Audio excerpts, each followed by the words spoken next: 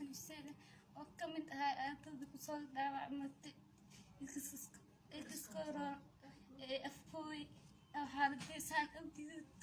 oo maanta saas u jiifo maxaa lugahayga saas u yihiin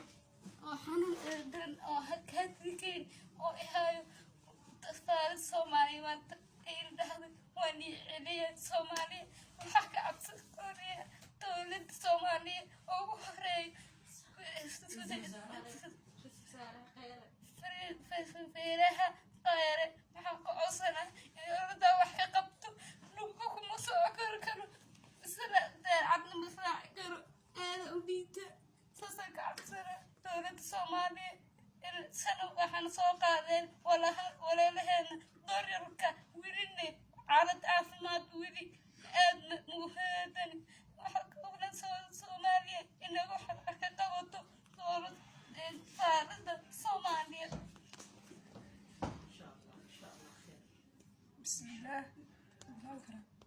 bismillaah magacayga waa Aamine Maxamuud Axmed waxaa ardayda jaamacadda Banaadir kusoo dhaawacmatay ex control ex control walaashay Faadimo Maxamuud Axmed waan ku waayay anigana naafaan ku noqdo labadeeda rugood saas ku yaalo marka waa ku jiro marka dad dowladda ka socda inay nagu digtaan ee dhawaan waa mid anigoo diyaaradda raaci karin diyaaradda raacaysin ilaah xaqiis maahan dowladda waa ka codsanayna weliba ra-iisul wasaare khayre waxaa aragna isagoo dad badan u raxmaa dad badan